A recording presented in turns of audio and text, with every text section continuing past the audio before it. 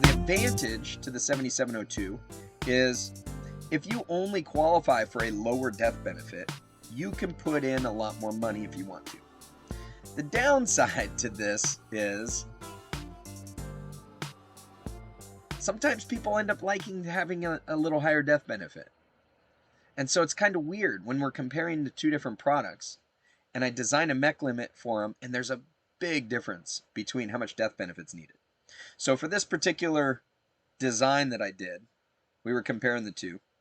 With National Life, we were able to do a I think it was a $50,000 death benefit.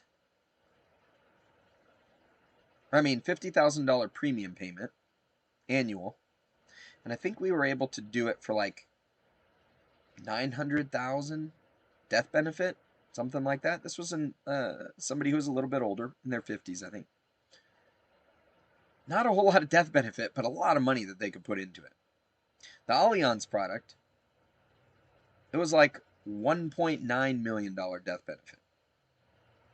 Now you might think, oh, that's kind of nice. I don't care about the death benefit. I would rather have a lower death benefit so the costs are lower.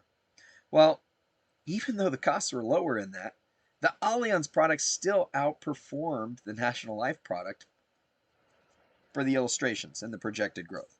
And a lot of that's because we've got different index options, we've got bonus options, and just in general, I think overall it's a better product for what we're trying to do, which is generate cash flow, generate cash value. So I found that pretty interesting. So when you're comparing the two, with the Allianz product, you get more cash value and a much higher death benefit for the same amount of money that you're putting in.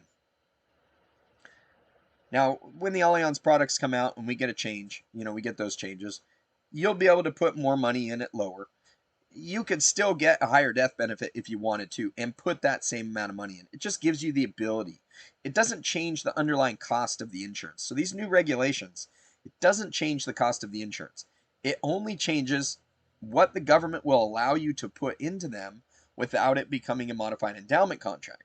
So it's a little bit of a it's a little bit of a weird thing to see a much bigger or lower death benefit from a couple of different products, and it doesn't really affect the underlying cost other than that cost of insurance. So putting in a lot more money, you're going to be able to do that. I think the biggest advantage to this change is for people who wouldn't otherwise be able to qualify for a lot of death benefit. So if you make a lot of money and you might qualify for a $6 million death benefit, probably doesn't matter because that's a really large mech space even under the old rules. But if you make $50,000 a year, now you're talking about having a mech limit of maybe $1.5 million. That might be pretty limiting on how much money you're able to put in each year for a mech space compared to what some clients want to put into these policies. Oftentimes, I've got folks that want to put in a large portion of their income into these policies. I put in a large portion of my income into all of my policies. So in order to be able to do that, it's kind of nice having that higher mech space. It also will help out when really people truly don't care about the death benefit and you have, say, a large sum that you want to move into a policy. So I've had people who have $500,000 that they just want to move it into a policy and not do much else besides that. Well, we basically try to spread that out over a number of years so that they don't have to buy this massive amount of death benefit. With these changes, maybe we won't have to. Maybe we'll be able to put in larger sums without having to have a big death benefit associated with it. So, some positives and some negatives, but that's our 7702 changes that are being implemented. By the end of the year, all of the insurance carriers are going to have new products out that will reflect those changes. Unfortunately, they're not going to apply to older products. So you're not going to be able to just suddenly dump in more money. I know because I checked. I was hoping I might be able to do that with some of my own policies. Maybe I could just contribute a whole lot more money. I don't mind though, because I kind of like the death benefit. I want that extra death benefit. I want to be able to pass that on. I'm not at a point yet where I feel like I have sufficient amount. I mean, I'm doing pretty good. I don't mind where I'm at for death benefit, but I wouldn't mind having some more death benefit.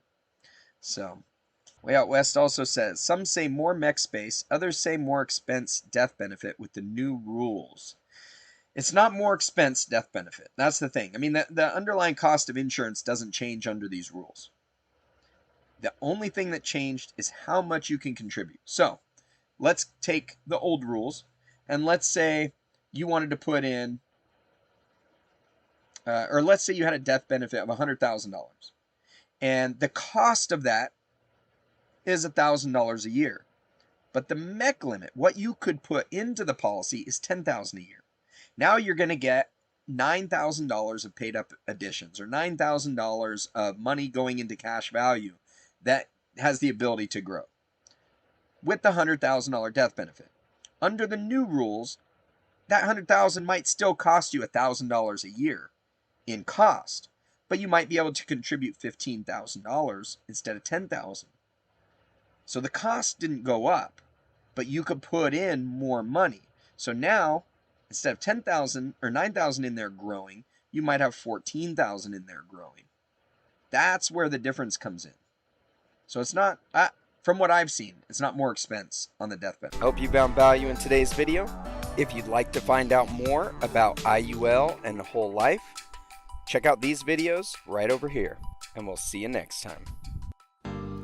Now go maximize your cash flow.